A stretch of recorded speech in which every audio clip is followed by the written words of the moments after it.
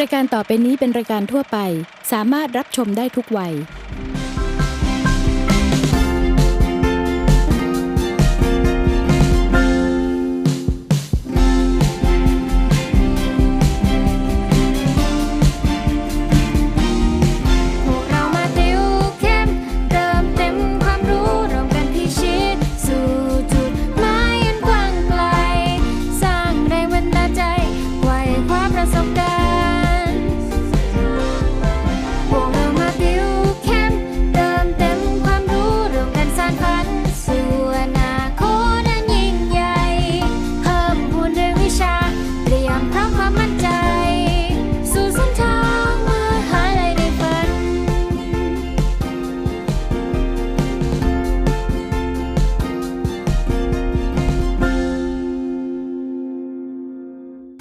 สวัสดีครับพบกับพี่เมาส์และรายการติวเข้มเติมเต็มความรู้นะครับรายการที่จะมาเติมเต็มอาหารสมองให้กับน้องๆได้เต็มอิ่มกันนะครับแต่ถ้าใครยังไม่อิ่มยังสามารถไปดูรายการเพิ่มเติมได้นะครับที่ www.etvthai.tv นะครับมีหลากหลายสาระความรู้ดีๆให้ได้รับชมกันอย่างมากมายเลยและในวันนี้นะครับครูนนท์อาจารย์ชนนท์พันธพานะครับจะมาเติมเต็มความรู้ในข้อสอบ A-Level วิชาชีววิทยาน้องๆเตรียมตัวให้พร้อมเลยนะครับเพราะว่าครูนนท์เตรียมเนื้อหามาให้แบบแน่นๆจัดเต็มกันเลยนะครับพร้อมแล้วใช่ไหมฮะถ้างั้นก็อย่ารอช้าครับไปติวเข้มกันได้เลย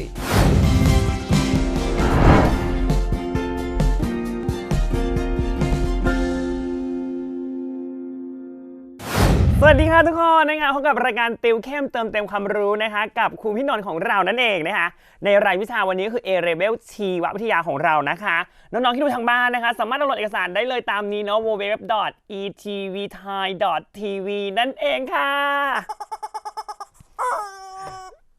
นะคะเรื่องแรกวันนี้พร้อมหรือยังพร้อมแล้วนะคะเริ่มค่ะนี่เลยเรื่องนี้ค่ะเรื่องเป็นเรื่องที่แบบอุ๊ยจะว่าง่ายก็ง่ายจะว่ายากก็ยาก ไม่สะดวกใจอะไรมากมายทุกคนเรื่องวัฏจักรศาสตร์ทุกคนบอกเอ๊ะพี่คะA-Levelวัฏจักรศาสตร์จะออกไหมออกเลยแน่นอนมัน1ข้อ1ปี1ข้อ1ข้อ1ปีแล้วง่ายมากวัฏจักรที่ออกบ่อยที่สุดให้เดาวัฏจักรอะไรใครเดาถูกเอ้ยเก่งมากค่ะไนโตรเจน มีอยู่แล้วไนโตรเจนออกบ่อยที่สุดถ้าสมมติว่านึกอะไรไม่ออกตอบไนโตรเจนไว้ก่อน จริงยังไงอาทิเราก็จะมาดูรายละเอียดเพิ่มเติมแล้วกันว่าว่าจากไนโตรเจนนะคะมันมีอะไรเกี่ยวข้องยังไงบ้างนึกออกป่ะเพราะว่าออกละเอียดต้องได้นะคะต้องได้แบบละเอียดโอเคเนาะเริ่มไนโตรเจนทุกคนทราบดีอยู่แล้วเรียนแต่จริงๆเรื่องนี้เป็นเรื่องง่ายบอกเลยอนุบาลก็เรียนประถมก็เรียนม.ต้นก็เรียนม.ปลายก็เรียนนะคะไนโตรเจนของเราเห็นว่า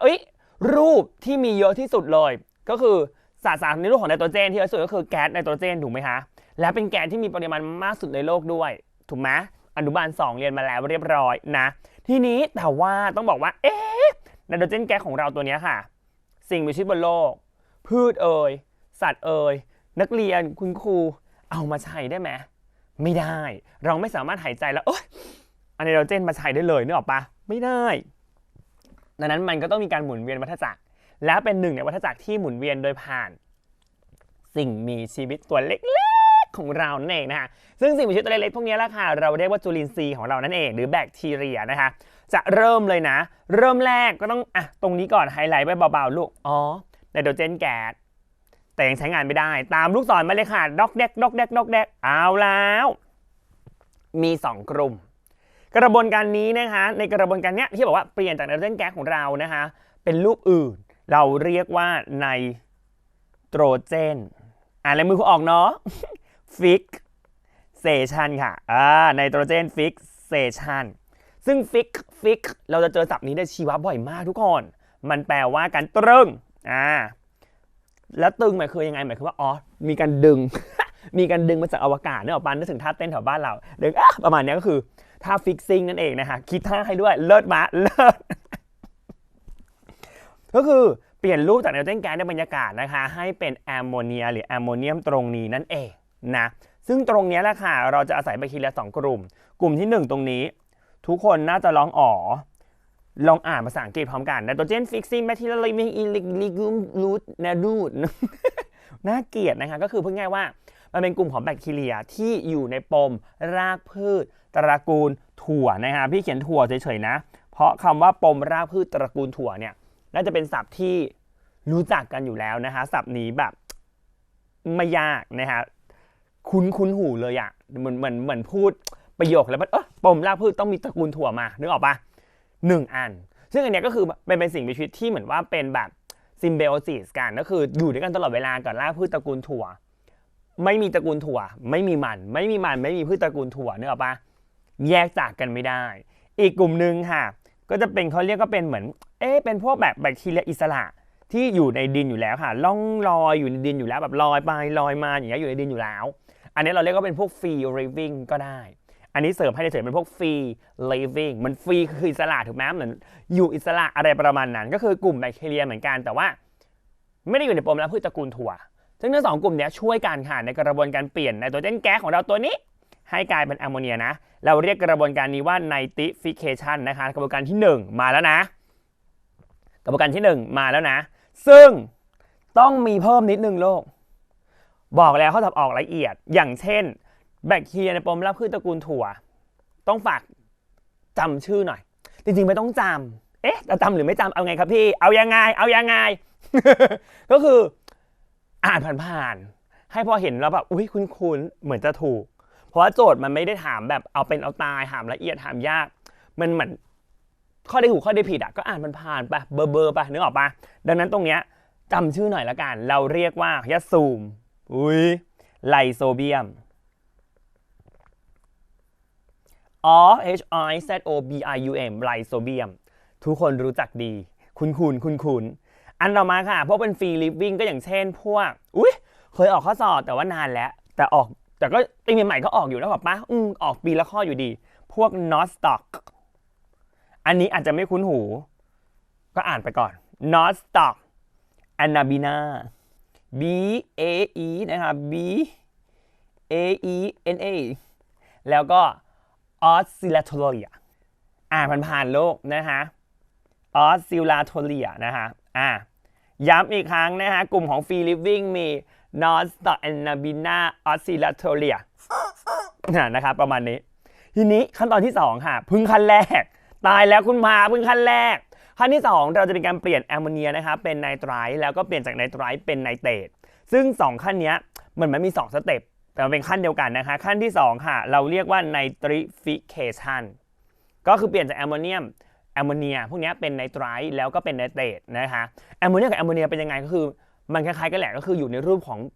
pH ต่างกันเฉยๆนะคะก็คือจะพูดว่าแอมโมเนียหรือแอมโมเนียมก็ได้นะคะเหมือนกันก่อนที่มันจะเปลี่ยนเป็นไนไตรท์และไนเตรตเนี่ยเรียกว่าไนตริฟิเคชันซึ่งอาจจะต้องมีชื่ออีกแล้วค่ะในกระบวนการไนตริฟิเคชันนะคะก็ถ้าพูดกลุ่มใหญ่ๆก็เป็นพวกกลุ่มของ nitrifying bacteria แหละตามนี้เนาะ nitrifying bacteria ทีนี้มีใครบ้างล่ะซึ่งมันอาจจะต้องมีการแยกกลุ่มเลยแต่ว่าอันนี้พี่ไม่ได้แยกนะพี่เอากลุ่มเนี้ยมีใครบ้างลูก example มาเลยค่ะก็อย่างเช่นพวก nitrobacter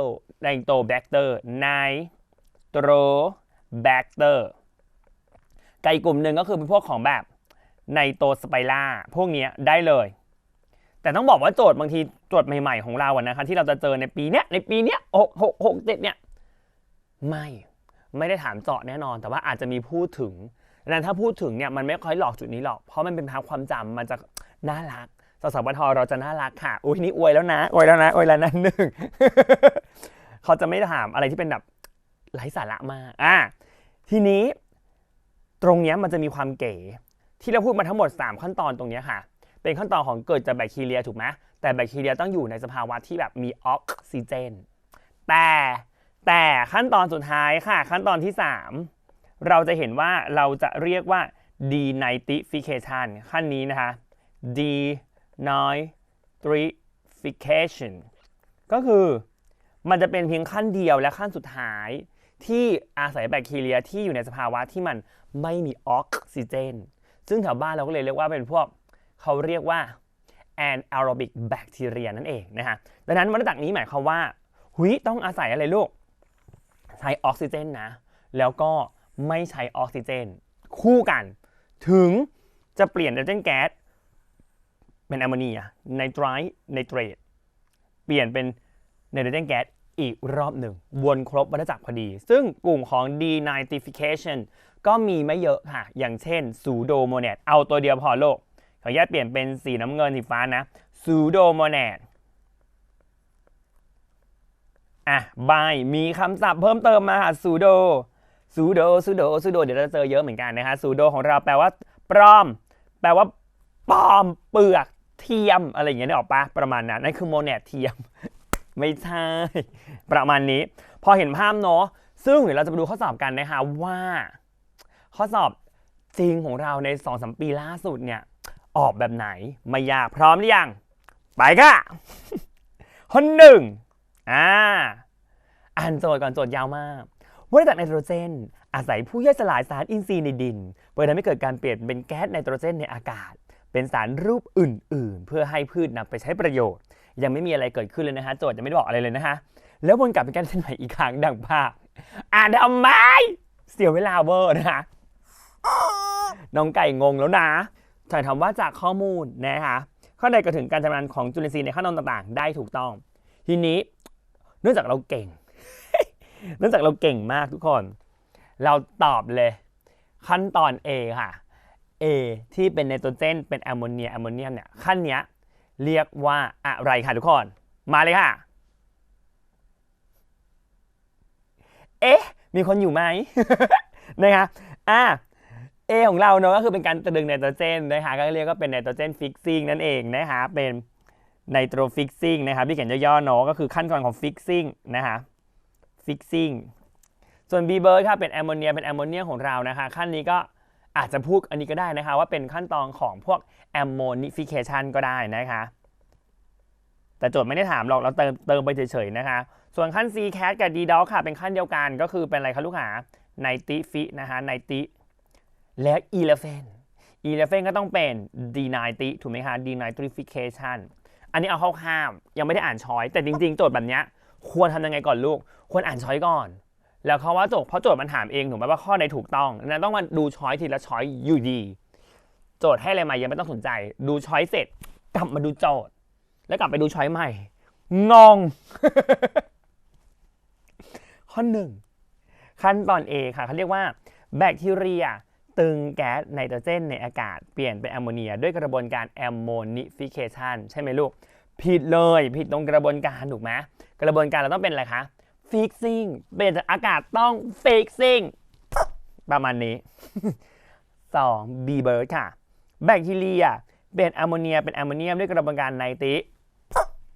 เราเพิ่มให้แล้วไงไนตริต้องเป็นแอมโมเนียมเนาะเปลี่ยนเป็นไนไตรไนเตรตถูกปะแล้วอันนี้ก็ไม่ใช่ไนตริฟิเคชันเหมือนกัน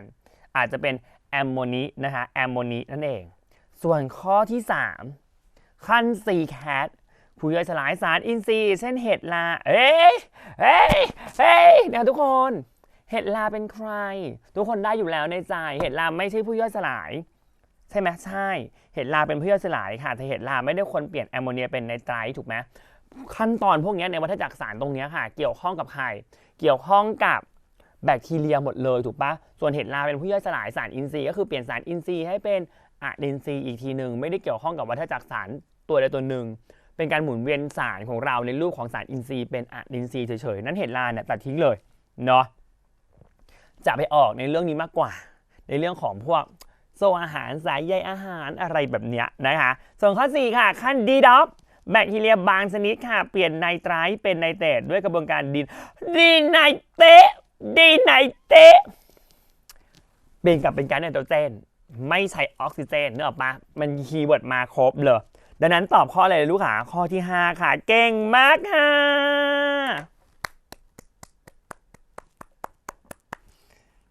ซึ่งอ่านก่อน ขั้น 11บอกว่าแบคทีเรียที่ไม่ใช้ออกซิเจนสามารถรีดิวไนเตรตให้กลับเป็นแก๊สไนโตรเจนได้บางคนบอกโอ้ยหนูไม่รู้เลยรีดิวคืออะไรไม่เป็นไรลูกข้ออื่นผิดหมดแล้วงั้นตอบข้อนี้แหละประมาณนี้นะฮะนะบอกหนูปวดหัวกับเอฟเฟกต์มาก งั้นเอาเอฟเฟกต์ไก่แล้วกันเนาะ เก่งไหมลูกข้อ 1ได้แล้วนะทีนี้เดี๋ยวให้น้องดวงดูข้อ 2ค่ะในปีถัดมาปีล่าสุดถัดมาเลยนะคะปีล่าสุดเลยโลกข้อ 2ค่ะพร้อมแล้วเริ่มค่ะข้อไหนถูกต้องน้องบอกเริ่มแล้วก็อ่านเองตอบเองอยู่คนเดียวนะฮะพืช จะนำไนโตรเจนไปใช้ในรูปของไนไตรท์เป็นส่วนใหญ่เฮ้ยจริงไหมโลกพืชใช้ในเรื่องของอะไรแน่นอนสิ่งที่พืชเอาไปใช้ได้แล้วคนลองคิดยังไงลูกพืชเอาธาตุอาหารแล้วธาตุอาหารที่เป็นไนโตรเจนคือธาตุอาหารอะไรลูกปุ๋ยถูกไหมเวลาเราใส่ปุ๋ยแล้วใส่ปุ๋ยในไตไหมลูกระเบิดปะ เราใส่ปุ๋ยอะไรแอร์มาละแอมโมเนียเก่งมากโน้ตนั้นไม่ใช่ค่ะถูกไหมฮะมันต้องเป็นในรูปของแอมโมเนียหรือแอมโมเนียมประมาณนั้นมันปุ๋ย NPK อ่ะแถวบ้านเราเนาะปลูกต้นไม้ใช่ไหมลูกใช่ปลูกแต่ไม่เคยใส่ปุ๋ยเลยค่ะ ข้อ2ลูกกระบวนการทางธรณีไม่ใช่ปัจจัยหลักทำให้เกิดการหมุนเวียนฟอสฟอรัสต้องบอกก่อนเลยข้อนี้นะครับไม่ออกไนโตรเจนแล้วออกไนโตรเจนเหมือนกันเป็นหลักแต่มันมีวัฏจักรสารอีก2อันที่ควรรู้ไว้เฉยๆ3พี่ให้3 กี่อันกันแน่ครับพี่3อันแรกเสริมนะอันนี้เสริมนะ1วัฏจักรของน้ำไม่มีอะไรมากคีย์เวิร์ดหลักที่นิยมพูดถึงในข้อสอบของเราก็จะมักจะพูดถึงว่าเฮ้ยวัฏจักรน้ำอะค่ะมันสามารถหมุนเวียนได้เองลูกหมุนเวียนได้เองหมายความว่ายังไงคะไม่แคร์มนุษย์ไม่แคร์สัตว์ไม่แคร์พืชไม่แคร์อะไรเลยสามารถหมุนเวียนเป็นวงกลมได้เองเช่นน้ำระเหยขึ้นไปโดนความร้อนระเหยเสร็จควบแน่นเป็นหยดน้ำรวมตัวกัน precipitation ตกมาแล้วระเหยใหม่ไหลนึกออกปะวนได้เอง no สน no care แต่ถ้ามีพืชหรือมีสัตว์มาช่วยเกิดอะไรขึ้นเร็วขึ้นกระจายได้ดีขึ้นนึกออกปะหรืออันนึงที่มักจะพูดถึงได้นะคะอย่างเช่นตัวนี้เลยค่ะลูกฟอสฟอรัสเป็นหนึ่งในวัฏจักรเดียวเป็นหนึ่งในวัฏจักรเดียวเลยนะคะที่ไม่มีในรูปแก๊สพอมันไม่มีในรูปแก๊สต้องคิดต่อแล้ว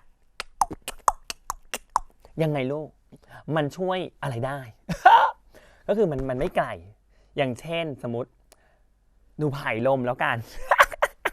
สมมติหนูผายลมแล้วเราผายลมเป็นแก๊สถูกปะแก๊สมันกระจายได้กว้างไกลถูกไหมเราผายลมอยู่หน้าห้องเนี่ยตอนนี้พี่ผายลมตรงนี้เนี่ย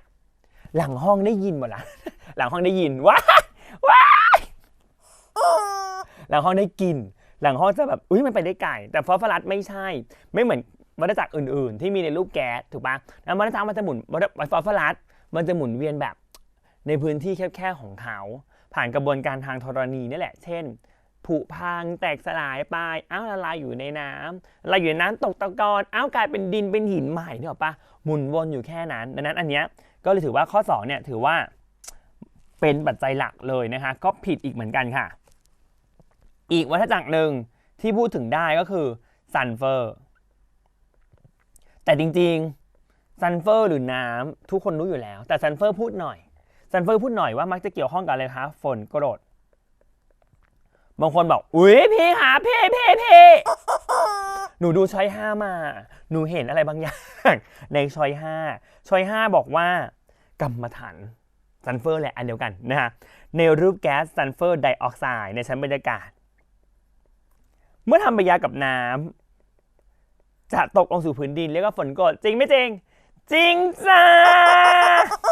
เพราะว่ามันจะกลายเป็นอะไรลูกกรดซัลฟิวริกนั่นเองนะฮะก็กลายเป็นฝนกรดขึ้นมาเห็นไหมฮะที่บอกแล้วเกี่ยวข้องกับฝนกรดแต่เพิ่มเติมนิดนึงกันลืมนอกจากซัลเฟอร์ที่เกี่ยวข้องกับฝนกรดแล้วนะคะมันก็จะมีวัฏจักรของคาร์บอนอย่างเช่นคาร์บอนไดออกไซด์เนาะก็เกี่ยวข้องกับฝนกรดเหมือนกันก็รวมตัวกับน้ำกลายเป็นกรดคาร์บอนิกนั่นเองนะฮะแต่วัฏจักรคาร์บอนเนี่ยก็มักจะไม่พูดถึงตรงนี้เท่าไหร่แต่ว่าให้รู้ไว้ว่ามันเป็นฝนกรดได้อย่างสมมุติว่าเราหายใจเข้าไปเยอะๆแล้วเราลืมหายใจชั่วขณะเช่น เกิดการตายกระทันหัน แน่นอนค่ะคาร์บอนไดออกไซด์ในเลือดจะสูงขึ้นถูกไหมแล้วมันก็จะเกิดเป็นกรดในเลือดขึ้นมามันก็จะเร่งปฏิกิริยาให้เราเกิดการหายใจในเรื่องของการหายใจก็ว่าไปเรายังไม่ได้เรียนค่ะ พูดทำไมพูดไปก่อนทีนี้เราก็เลยตอบไปข้ออะไรคะลูกค้าข้อที่5เลยค่ะถูกต้องนะคะนั่นเองง่ายไหมง่ายแต่สิ่งหนึ่งที่เราควรทำก็คือดูข้ออื่นๆก่อนว่าผิดตรงไหนเพราะอันนี้คือการซ้อมอันนี้ใช่การสอบจริงหรือยังนะคะข้อ3บอกว่ากระบวนการไนตริฟิเคชันเปลี่ยนแอมโมเนียเป็นแก๊สไนโตรเจนเฮ้ยเปลี่ยนกลับเป็นแก๊สไนโตรเจนต้องดีไนตริถูกไหมดีไนตริค่ะดังนั้นก็ผิดอีกแล้ว แล้วก็ข้อ4ค่ะเมื่อสิ่งมีชีวิตตายและถูกย่อยสลายในดินจะได้แก๊สไฮโดรเจนซัลไฟด์ซึ่งพืชนำมาใช้ได้ทันทีอะไรเกี่ยวอะไรกับพืชนำมาใช้ได้ทันทีไฮโดรเจนซัลไฟด์ไฮโดรเจนซัลไฟด์ต้องอาศัยกระบวนการของแบคทีเรียก่อนนึกออกปะอยู่ดีจะตายปุ๊บอ้าวเป็นแก๊สไข่เน่าเลยไม่ได้ป้านะคะดังนั้นก็จะเห็นว่ามันก็จะมีช้อยที่ถูกที่ง่ายๆแล้วก็ยังคงยืนหนึ่งในเรื่องของไนโตรเจนเก่งมาก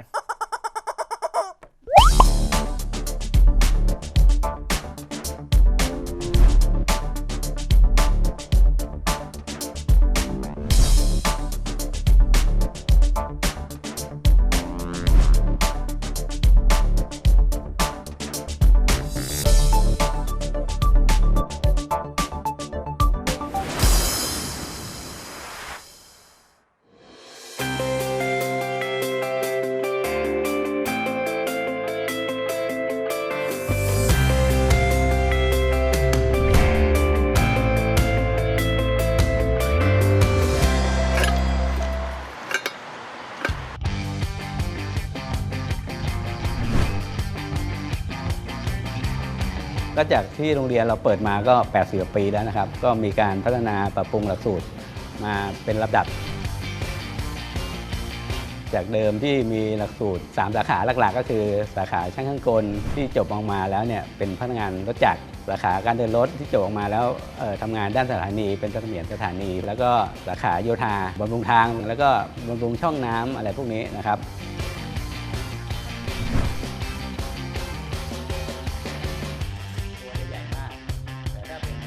ประมาณปี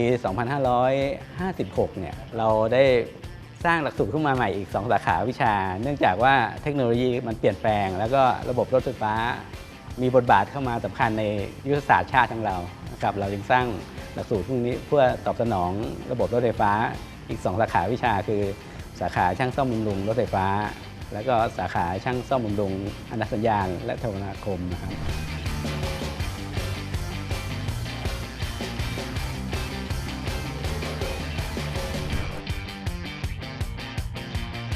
เรามีอาคารเรียนรวมอยู่คืออาคาร3แล้วก็มีอาคาร6อยู่ด้านล่างนะครับแล้วก็มีห้องปฏิบัติการด้านrolling stock ด้านนักสัญญาณด้านโยธาด้านการเดินรถอยู่ด้านล่างนะครับแล้วก็มีการฝึกงานในสถานที่จริงทั้งหมดเนี่ยเราสามารถส่งเด็กเข้าไปฝึกงานสมมติอย่างช่างเครื่องกลหรือช่างเทคนิคไฟฟ้ารถจักรและล้อเลื่อนเนี่ยเราสามารถเข้าไปฝึกงานในโรงงานมักสันโรงรถจักรบางซื่อหรือส่วนต่างๆในการรถไฟได้แล้วก็ช่างอนุสัญญาณเนี่ยก็ฝึกในฝ่ายอนุสัญญาณซึ่งออกไปทำงานหน้างานได้เลยครับ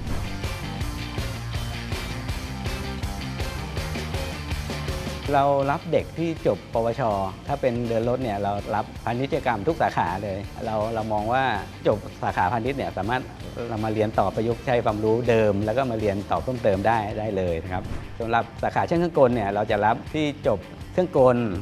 จบสาขาไฟฟ้าแล้วก็อิเล็กทรอนิกส์นะครับแล้วก็สำหรับโยธาเนี่ยเราจะรับ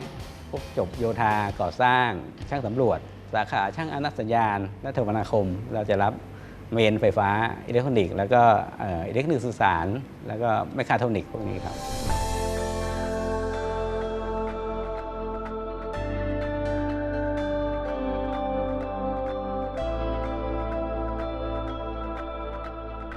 เราอยากได้เด็กที่ร่างกายสมบูรณ์สามารถทำงานได้คล่องแคล่วอย่างกรณีขึ้นรถจักรเนี่ยต้องมีร่างกายที่สมบูรณ์พอสมควรไม่อ้วนจนเกินไปหรือไม่เตี้ยจนเกินไปเพราะว่าเวลาขึ้นรถจักรเนี่ยรถจักรสูงต้องปีนขึ้นบันไดขึ้นไปแล้วเข้าห้องเครื่องแคบเพราะฉะนั้นเราจะถือดัชนีมวลกายในการคัดเลือกเด็กเข้ามาสำหรับเกรดที่จะรับเข้ามาจะต้องมีเกรดไม่ต่ำกว่า 2.5 เพราะว่าเรามองว่าเด็กที่เกรดอยู่ในเกณฑ์นี้สามารถมาเรียนต่อวิชาที่เราจะสอนต่อเพิ่มเติมได้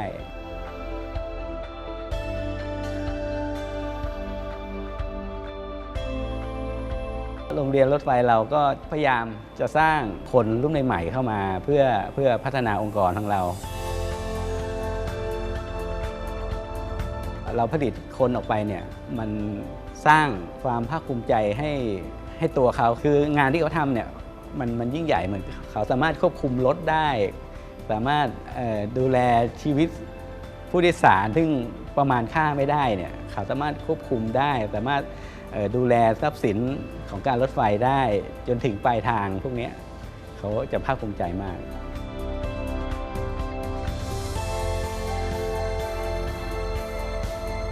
ตอนนี้ทุกสิ่งทุกอย่างลงมาที่ระบบรางตรงนี้เราก็พยายาม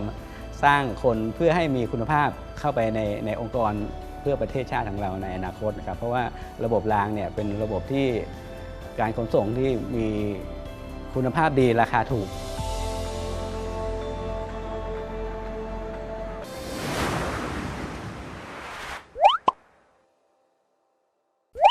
หลังจากเรียนเป็น1เรื่องแล้วน้องๆรู้สึกยังไงกันบ้างคะง่ายไหม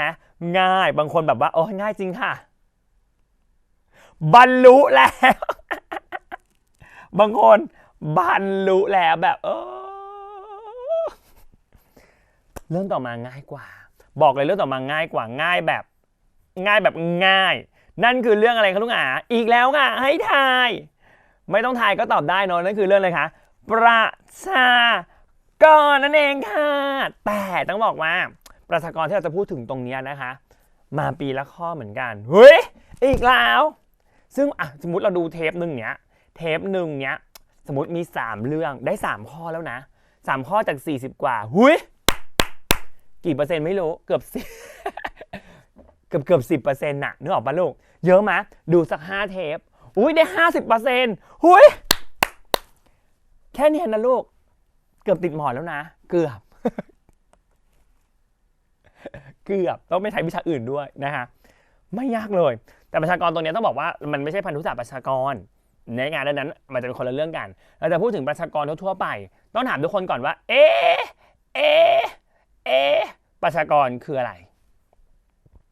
เรียนตอนประถมมาแล้วค่ะเราท่องมาแล้วแต่ว่าลืมแน่นอนนะคะนั้นพี่จะทบทวนให้แล้วกันนะคะประชากรของเราก็คือกลุ่มของสิ่งมีชีวิตที่อาศัยในพื้นที่เดียวกันยังไม่จบณช่วงเวลาเดียวกันยังไม่จบ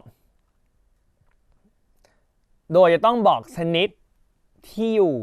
จำนวนและเวลาให้ครบถ้วนอย่างเช่นที่บอกว่าประชากรของเพศชายในห้องเรียนเราเมื่อวันที่10มิถุนายน2552อะไรอย่างนี้หรอป่ะลูกเวลา 18 นาฬิกาทำไมต้องบอกให้เป๊ะด้วยอย่างแค่เวลาเช่นมันไม่เหมือนเวลา 19 นาฬิกาหรอกครับประชากรตรงเนี้ยต่างแล้วนะเพราะว่าอาจจะมีเพื่อนเดินเข้าเดินออกหรืออาจจะมีเพื่อนตายระหว่างนั้นดังนั้นจำนวนมันจะเปลี่ยนนึกออกไหมแต่ถ้าประชากรหลายๆประชากรมันอยู่ร่วมกันก็อาจจะเรียกว่าเหมือนคอมมูนิตี้ละนึกออกป่ะเป็นเหมือนแบบกลุ่มสิ่งมีชีวิตแล้วนึกออกป่ะเขามีสิ่งมีชีวิตหลายชนิดก็เป็นกลุ่มแต่ถ้าเจาะจงชนิดเดียวเป็นประชากรแต่เราไม่แคร์รู้เพราะตรงนั้นเนี่ยไม่ค่อยพูดถึงหลังๆค่ะส่วนใหญ่เขาจะออกตรงนี้ทุกคนกราฟถือดึงแต่ก่อนจะอธิบายกราฟค่ะพูดง่ายๆก่อนอธิบายเบสิคลี่ก่อนประชากรจะเพิ่มขึ้นมีปัจจัยใดมาเกี่ยวข้องบ้างง่ายมากค่ะแน่นอนต้องเกิดกับอพยพเข้ามาประชากรจึงเพิ่มถูกปะแต่แน่นอนระหว่างที่เกิดไม่ได้หมายความว่าประชากรตายไม่ได้และระหว่างอพยพเข้ามาประชากรอพยพออกได้ไหมก็ได้ดังนั้นการที่ประชากรหนึ่งจะเพิ่มขึ้นยกตัวอย่างเช่นประชากรมนุษย์ก็ได้โลกในประเทศไทยจะเพิ่มขึ้นมาแสดงว่าไงต้องมีคนเกิดมากกว่าตายหรือต้องมีคนอพยพเข้ามามากกว่าอพยพออกนึกออกปะอันนี้เบสิคลีทุกคนได้เลิศมากอีกอันนึงประชากรเกิดน้อยกว่าประชากรตายล่ะประชากรก็ลดลงไงง่ายไหมล่ะง่ายมากทีนี้ในรูปแบบการเจริญเติบโตของประชากรเขาอาจจะมาเขียนเป็นกราฟได้คนละอันกับไอ้นี่นะเราจะเห็นเป็นแผ่นพีระมิดอะไรก็ว่ากันไปนะอีกเรื่องหนึ่งแต่หลังๆนิยมออกกราฟปีละ1กราฟปีละ1ข้อมาค่ะกราฟมี2แบบกราฟแรกเลยนะคะจะเป็นกราฟรูปแบบนี้ค่ะแถวบ้านเราเรียกว่ากราฟแบบ logistic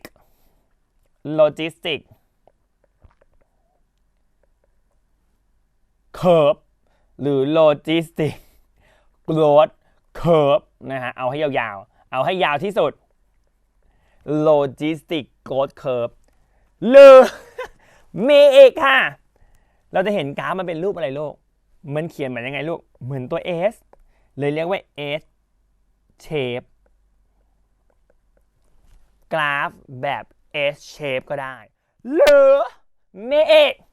เรียกว่าอะไรลูกอีกอันนึงนะฮะเราจะเรียกว่ากราฟแบบซิกมอยเคิร์ฟนะฮะซิกมอยอ่านให้ดีนะลูกอ่านให้ดีนะฮะอ่านให้ดีนะซิกมอยเคิร์ฟนะฮะซึ่งเอาง่าย S Six Circ S อันเดียวกันทีนี้กราฟนี้มีความสำคัญยังไงลูกเราจะเห็นว่ามันจะมีการแบ่งเป็นช่วงแต่จริงๆตรงนี้เราอาจจะไม่ต้องจำชื่อช่วงก็ได้เพราะโจทย์ไม่เคยถามละเอียดเนอะป้าเอาคอนเซปต์ของแต่ละช่วงก็พอนึกออกนะอย่างช่วงแรกเป็นการระหว่างอะไรลูกแนวแกน x นะคะแนวแกน x เป็น times ก็คือเป็นเวลาที่มันเกิดขึ้นเวลาที่มันผ่านไปเป็นเดือนเป็นปีอะไรก็แล้วแต่ในแนวแกน y ค่ะเป็น population ก็คือเป็นจำนวนประชากรนั่นเองดังนั้นเป็นการระหว่างจำนวนและเวลาที่เปลี่ยนแปลงไปนึกออกปะซึ่งเราจะเห็นว่าเมื่อเวลาเปลี่ยนแปลงไปจำนวนเป็นไงคะลูกเพิ่มขึ้นแล้วก็เพิ่มขึ้นแล้วก็จะมีจุดหนึ่งที่มันคงที่นึกออกปะดังนั้นจุดที่เพิ่มขึ้นมันก็จะมีหลายสเต็ปหลายระดับหลายเลเวลถูกไหมคะอย่างเลเวลแรกช่วงแรกกับช่วงเนี้ยเราจะเห็นว่ามันก็เพิ่มได้ไม่เยอะเหมือนค่อยๆเพิ่มค่อยๆไต่ระดับขึ้นไปโบ๊ะบะโบ๊ะบะโบ๊ะบะเขาทดลองการเพิ่มจำนวนประชากรนะฮะแล้วก็พล็อตกราฟโดยการแบบว่าเหมือนเลี้ยงไลแดงเลี้ยงหนูอะไรอย่างเงี้ยประมาณนั้นนะฮะแล้วก็ดูสิช่วงแรกๆมันเพิ่มช้านะเหมือนก็หมายถึงว่ามันเป็นช่วงปรับตัวอยู่กำลังอยู่ในสถานที่ใหม่ตื่นเต้นจังเลยยังไม่ได้ผสมพันธุ์กันยังไม่ได้เพิ่มจำนวนนึกออกปะทีนี้มันจะมีช่วงหนึ่งค่ะช่วงนี้แหละจะเป็นช่วงที่กราฟมันชันมากมันเป็นช่วงที่มันเพิ่มจำนวนสูงสุดซึ่งกราฟรูปแบบนี้เราเรียกว่ากราฟแบบเป็น exponential ดังนั้นขั้นนี้ค่ะจะเรียกก็เป็น log phase ก็ได้เป็นกราฟ log หรือ exponential ก็ได้นึกออกปะดังนั้นตรงนี้เป็นกราฟจำนวนประชากรเพิ่มขึ้นแบบสูงสุดอัตราการเพิ่มสูงมากนึกออกปะเช่นถ้าเป็นกราฟแรก1 นาทีอาจจะเพิ่ม5ตัวอันนี้1 นาทีเพิ่ม500อะไรอย่างเงี้ยเรียกว่าอัตราการเพิ่มสูงสุดนึกออกปะและก็จะเริ่มทำไมลูกเริ่มแบบเพิ่มช้าลงอีกครั้งหนึ่งจนสุดท้ายแล้วเริ่มคงที่แต่ถ้าเราปล่อยไว้นานๆค่ะโดยที่ไม่ได้เพิ่มอาหารให้มันไม่ได้เพิ่มพื้นที่อยู่อาศัยอะไรอย่างเงี้ยเนาะมันจะเริ่มลดลงแบบนี้เหมือนประชากรก็จะเริ่มตายเพราะว่าอาหารหมดไม่มีข้าวกินนึกออกมาขอข้าวหน่อยประมาณนั้นทีนี้เราจะเห็นเนาะก็จะแบ่งเป็น4ช่วงง่ายๆนะช่วงที่กำลังปรับตัวเพิ่มเบาๆเพิ่มแบบเยอะๆเพิ่มแบบเบาลงแล้วก็เริ่มนิ่งและคงที่ทีนี้กราฟเนี้ยค่ะที่เป็นกราฟแบบโลจิสติกแบบ S shape ของเราจะหมายถึงเป็นสิ่งมีชีวิตทั่วๆไปพี่เขียนสมชนะคะหมายถึงสิ่งมีชีวิตค่ะเช่นประชากรน้องไก่ประชากรน้องหมูน้องหมาน้องเป็ดน้องควายแถวบ้านเราก็ได้ลูกนะฮะได้หมดเลยก็คือสมชทั่วไปทีนี้อะไรเป็นเหตุอะไรเป็นปัจจัยทำให้มันคงที่ตรงนี้ค่ะมันจะมีเส้นหนึ่งทุกคนเขียนเลยนะคะเส้นนี้ออกบ่อยมากดอกจันเอาไว้ค่ะเส้นนี้ค่ะเราเรียกภาษาบ้านเราว่า carrying capacity น้ำอ้อยตอนแรกคิดว่าภาษาบ้านกันง่ายๆ carrying capacity ค่ะมีภาษาบ้านอีกอันนึงที่ง่ายๆเขาเรียกว่าเป็นเส้นที่เราตัวต้านทานตัวต้านทานในสิ่งแวดล้อมแล้วกันแต่ไม่ค่อยเจอคำว่าตัวต้านทานนะแต่ก็เจอได้บ้างแล้วแต่อารมณ์เขาตัวต้านทานในสิ่งแวดล้อมอันเดียวกันเราจะเห็นพูดยังไงมันเป็นตัวต้านทานยังไงครับพี่ดูนี่ประชากรอยากจะเพิ่มถูกปะเพิ่มไม่ได้ติดอีเส้นนี้เนอะปะประชากรจะไม่มีทางเกินเส้นนี้ได้มันติดขึ้นแบบติดตัวต้านทานในสิ่งแวดล้อมติด carrying capacity ซึ่ง carrying capacity ส่วนใหญ่คืออะไรโลกง่ายมากไม่อาหารก็ที่อยู่อาศัยจินตนาการประชากรไก่ในเล้าเราอยากจะออกไข่ฟักจำนวนไม่ได้แล้วแน่นเล้าเราแคบนึกออกปะหรือแบบอาหารหมดเดี๋ยวมันจะแย่งอาหารกันบางตัวมันจะต้องตายคนที่อ่อนแอก็แพ้ไปแต่ถ้าหนูมีใจพูดไว้เลยนะจ๊ะประมาณนี้นะถ้าเราเพิ่มอาหารเพิ่มที่อยู่อาศัยมันจะเป็นการขยายตัวต้านทานขยาย carrying capacity ให้มันสูงขึ้นนึกออกปะทำให้ประชากรมันเพิ่มขึ้นได้แล้วก็ไปคงที่ตรง carrying capacity อีกทีหนึ่งอันนี้ก็เป็นหลักทั่วไปของสิ่งมีชีวิตทั่วไปลูกแต่เราทั่วไปไหมลูกไม่เราเป็นสิ่งมีชีวิตที่ประเสริฐมั้งนะมั้งเราจะเป็นรูปนี้โลกอันนี้เราเรียกว่ากราฟแบบ exponential curve ค่ะ หรือ exponential growth curve ก็ได้นี่คือกราฟแบบ exponential ซึ่งมันเป็นรูปอะไรลูกเราเรียกว่า J shape ค่ะเป็นกราฟรูปตัว J ถูกไหมคะยังไงหมายความว่าเมื่อเวลาผ่านไปจำนวนประชากรเพิ่มขึ้นเป็นรูปตัว J นะคะเหมือนสัญลักษณ์ของมหาวิทยาลัยมศวเลยนะคะที่ไม่มีจุดนะคะก็คือเป็น exponential เลยสูงปี๊ดขึ้นไปเลยนึกออกไหมคะก็คือไม่แคร์ไม่มี carrying capacity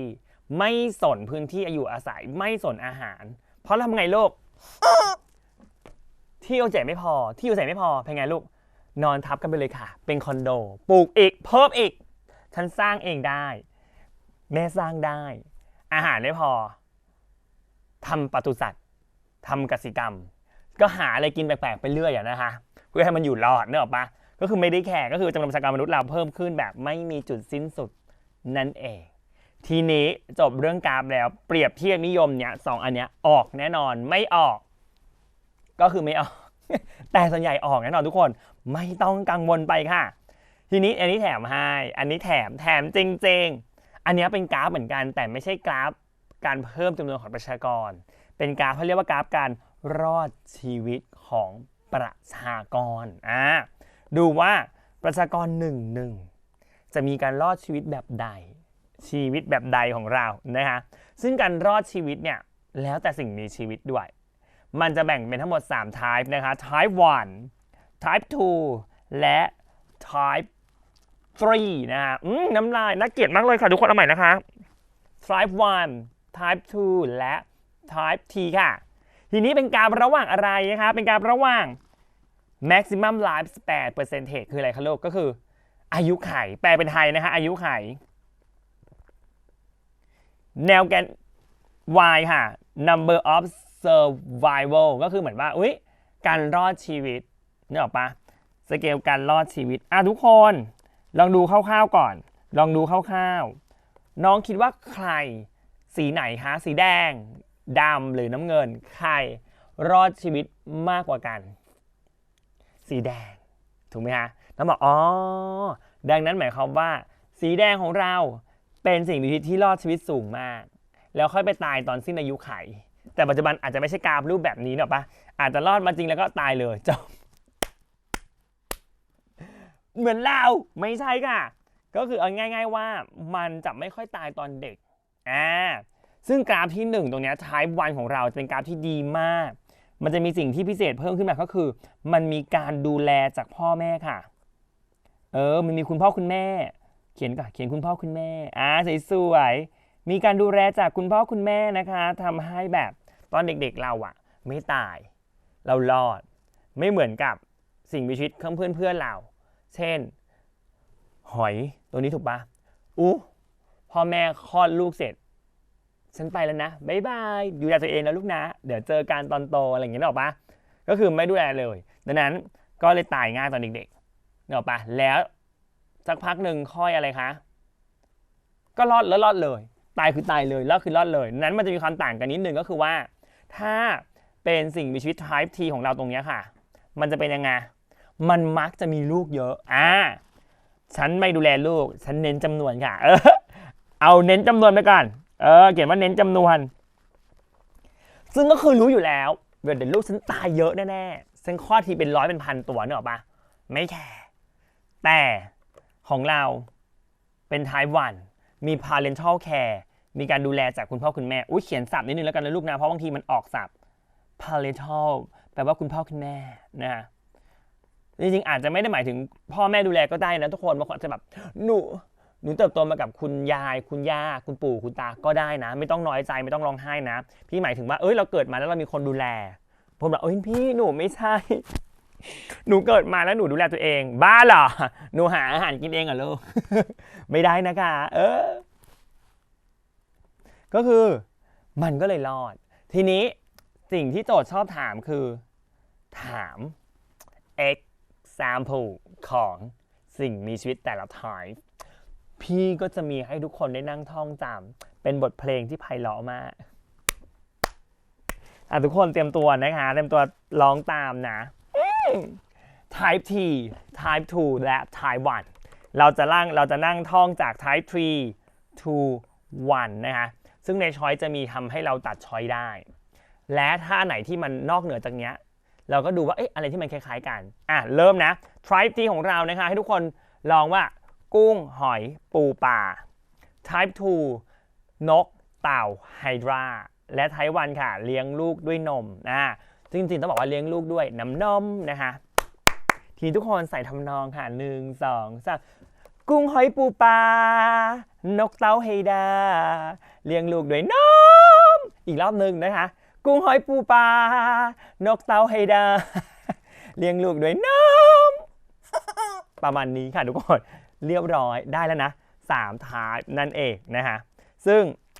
เราลองมาดูข้อสอบกันค่ะพร้อมเริ่มข้อ1ปลานิล ไม่ใช่นินนะเนียว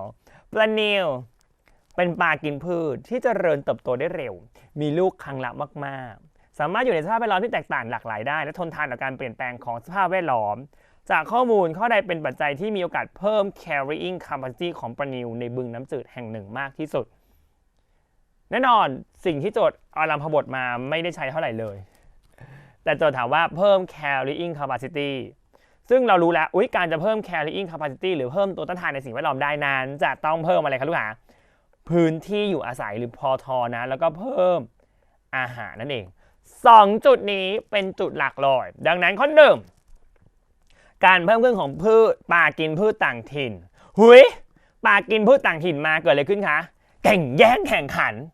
มันจะมาเทียบรัศมีปลานิลเรามันก็แย่งอาหารกันนึกออกปะเพราะปลานิลก็เป็นปลากินพืชแย่งกันกินพืชสิไม่ได้ขุดขยายบึงเพิ่มแก้มลิงเหมือนจะได้เลยแต่โจทย์ก็เอามันหลอกล่อมันเพิ่มแก้มลิงนะครับพี่มันเกี่ยวอะไรกับเพิ่มแล้วปลานิลอยู่ไม่ได้หรือไงล่ะปลานิลบอกตรงนี้เป็นแก้มลิงตรงนี้เป็นที่เก็บน้ำฉันห้ามไปแล้วเหรอปลานิลบอกงั้นเหรอไม่ติดป้ายว่าห้ามปลานิลข้าว ไม่ได้ก็น่าจะถูกแหละแต่เก็บไว้ก่อนเพราะว่ามันยังไม่ชัวร์ช้อย3ค่ะการรั่วไหลของสารมลพิษจากโรงงานอุตสาหกรรมลงไป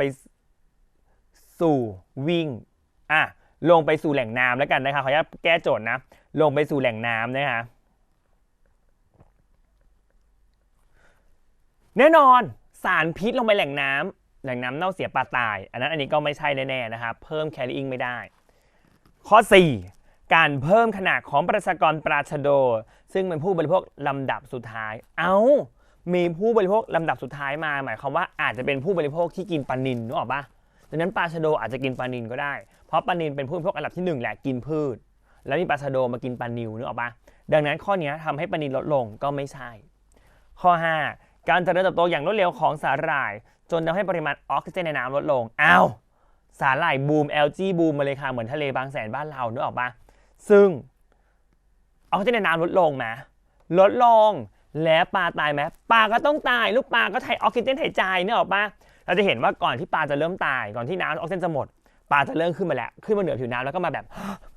พังงาบซูมปากไก่พี่นะครับพูดอย่างนี้เลยค่ะมันจะพังงาบอย่างเงี้ยว้าวเราจะเห็นว่าปลาขึ้นมาพังงาบเหนือน้ำน่ารักจังเลยไม่นะคะกำลังจะตายเป็นการตะเกียกตะกายขั้นสุดท้ายค่ะนึกถึงหน้าเพื่อนเราไว้อย่างเงี้ยน่าเกลียดอยู่นะนึกออกปะดังนั้นข้อนี้ก็ไม่ใช่ลูกตอบข้อที่2ไปได้เลยนั้นการทำขยายแก้มลิงเป็นการเพิ่มที่อยู่อาศัยของปลานิลค่ะลองดูข้อ2กันบ้างให้กราฟมาเลยทุกคนการเปลี่ยนแปลงตามเวลาประชากรไก่ในเกาะป่าแห่งหนึ่งไก่ป่าในเกาะแห่งหนึ่งไม่ใช่เกาะป่า ทีนี้โจทย์บอกว่าจากกราฟหากไม่มีการอพยพเข้าและออกของประชากรไก่ป่าข้อใดถูกต้องไม่มีการอพยพเลยนะแต่โจทย์ให้ carrying capacity มาว่า300ตัวไม่เกินนี้ประชากรเป็นแบบ exponential ผิดค่ะเป็น S shape เป็น sigmoid curve นะคะข้อ2ตำแหน่งกอไก่คือช่วงเวลาที่มีอัตราการเกิดน้อยกว่าการตายถ้าอัตราการเกิดน้อยกว่าตายหมายความว่าประชากรลดลงไหมลดลงแต่กราฟกอไก่เราเป็นไงลูกหาเพิ่มอยู่นะเพิ่มน้อยแต่เพิ่มนะนึกออกปะอันนั้นข้อนี้ก็ไม่ใช่ลูกมันจะเกิดน้อยกว่าตายไม่ได้ถ้าเกิดน้อยกว่าตายลดละ ลดแล้วกราฟต้องคว่ำลงแล้วนึกออกปะข้อ 3 ตำแหน่งขอไข่คือช่วงเวลาที่มีอัตราการตายมากกว่าการเกิดขอไข่ไม่ได้เหมือนกันเพราะว่าอะไรลูกหาถ้าตายมากกว่าเกิดลดแล้วนั่นขอไข่ก็คือเกิดมากกว่าตายแต่ว่าเกิดแตกต่างจากตายนิดเดียวไม่ได้ต่างกันเยอะมากถ้าจะตายมากกว่าจะเป็นกราฟช่วงหลังลูกที่ประชากรมันจะเริ่มลดลงเนี่ยเป็นกราฟคอควายแถมเองฉลาดจัดวู้ข้อ 4 ค่ะนำไก่ป่ามาปล่อยเพิ่มอีก100 ตัวทำให้ carrying capacity เพิ่มสูงขึ้นไม่นะ carrying capacity คืออยู่ตรงนั้นไม่ได้เกี่ยวกับเอาไก่ป่าเพิ่มเข้ามาเพราะมันไม่ได้เพิ่มอาหารกับเพิ่มที่อยู่อาศัยนึกออกไหมคะมันก็จะไม่ได้ carrying capacity เพิ่ม carrying เท่าเดิมแต่ไก่ป่าที่ปล่อยเพิ่มมาจะมาแข่งขันกันแล้วก็จะตายจะแบบจิกกัดกันเองไก่แล้วก็จะไปจิกกัดกันนึกออกป่ะลูกกัดกันไหมกัดนึกออกป่ะถามแล้วบอกเดี๋ยวมันจะกัดกันมันจะสู้กันดังนั้นอย่าซึ่งมันก็จะเป็นประชากรเท่าเดิมแหละเพราะมันก็จะกัดกันจนแบบเหลือรอดเท่านี้อะไรอย่างเงี้ยดังนั้นตอบข้อที่ 5 ได้เลยค่ะถ้าเกินกาด300 ตัวปุ๊บอัตราการตายจะมากกว่าอัตราการเกิดนะคะเพราะว่ามันจะแม็กซิมัมได้ที่แค่300ค่ะ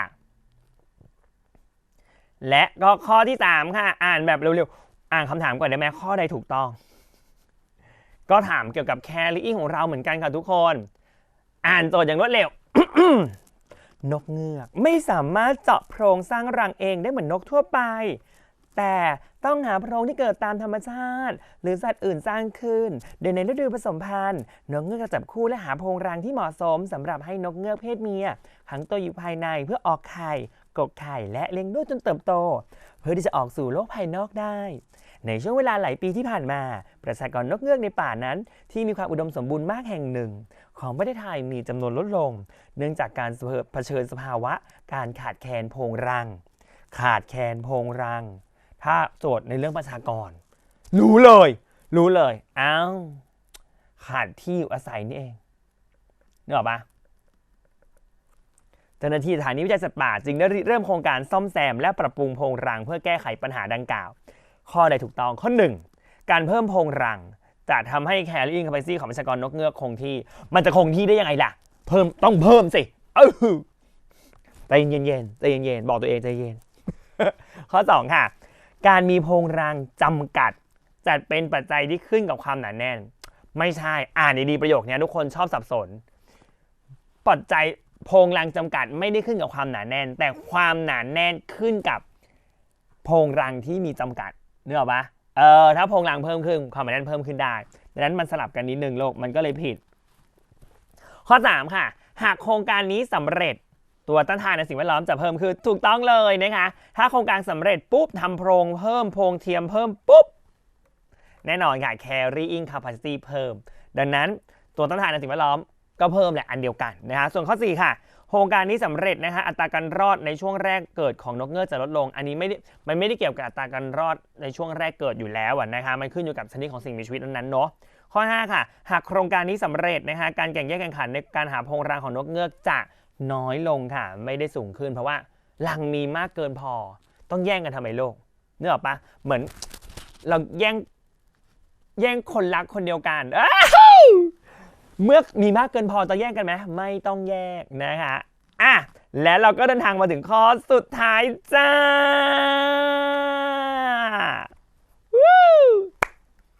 กราฟแสดงการเจริญเติบโตของประชากรเม่นทะเลในบริเวณ1เป็นดังภาพที่1และภาพที่2ภาพที่1นะคะแล้วก็โซ่อาหารที่2แบบนี้นะคะแสดงลำดับการกินนะคะสาหร่ายโดนเม่นทะเลกินเม่นทะเลโดนนาคทะเลกินอีกทีหนึ่งและให้ขนาดประชากรของเม่นทะเลมานะคะทีนี้ข้อนี้เป็นโจทย์ปีล่าสุดเลยนะใหม่มากที่มันจะต้องมีถามช้อยแบบใช่ไม่ใช่ด้วยแล้วประชากรสำคัญไหมล่ะเอามาอยู่ในช่อใช่ไม่ใช่ด้วยนะคะนั้นเรามาดูกันค่ะข้อ 1บอกว่ากราฟการเจริญเติบโตของประชากรเม่นทะเลเป็นแบบ exponential อีกและมันจะ exponential ได้ไงลูกไม่ใช่ถูกป่ะมันต้องเป็นอะไรคะลูกหานี่เลย S shape ถูกไหมมันจะ exponential อย่างเงี้ยไม่ได้นะคะมันเป็นอะไร logistic ไม่ใช่เราก็ฝนไว้ไม่ใช่ไปถูกปะส่วนข้อ 2 ค่ะที่ตำแหน่ง A ตำแหน่งนี้นะ เม่นทะเลมีขนาดของประชากรสูงที่สุดเหมือนจะใช่นะแต่ต้องอ่านให้ดีก่อนเพราะว่าโจทย์ชอบมีและดังนั้นถ้าอ่านหลังผิดก็คือผิดและประชากรมีอัตราการเกิดเท่ากับอัตราการตายทำให้อัตราการเติบโตประชากรเป็นศูนย์จริงก็คือไม่ได้มีเพิ่มขึ้นและก็ไม่ได้มีลดลงดังนั้นใช่เลยจ้าข้อ 3 ข้อ 4.3 สุดท้ายค่ะถ้านาคทะเลสูญพันธุ์ไปจากบริเวณนี้นาคทะเลตายหมดส่งผลให้สาหร่ายทะเลของเรามีจำนวนเพิ่มขึ้นจริงไหมคะนาคทะเลตายนาคทะเลกินเม่นทะเลถูกไหมเม่นทะเลอุ้ยไม่มีใครกินฉันเม่นทะเลจะเพิ่มพอเม่นทะเลเพิ่มปุ๊บเม่นทะเลกินสาหร่ายอ้าวถูกกินเยอะขึ้นสาหร่ายก็จะลดลงนั่นเองนะคะดังนั้นมันข้อนี้ทำไมลูกก็ตอบไม่ใช่นั่นเองนะคะนั้นตรงนี้ค่ะฝากไว้เลยนะคะวันนี้เจอกับพี่นนท์ได้2เรื่องนะคะในเรื่องของประชากรเรื่องหนึ่งและอีกเรื่องหนึ่งก็คือเรื่องแรกของเราคือเรื่องของวัฏจักรสารที่เราโฟกัสไปเน้นๆที่จุดสำคัญที่สุดก็คือไนโตรเจนนะคะน้องทางบ้านทุกคนนะคะฝากติดตามรายการได้นะคะใน www.etvthai.tv นะคะแล้วก็ดาวน์โหลดเอกสารได้ด้วยนะคะพบกับพี่นนท์ได้ใหม่ในตอนหน้าวันนี้พี่นนท์แล้วก็รายการติวเข้มเติมเต็มความรู้ลาไปก่อนสวัสดีค่ะ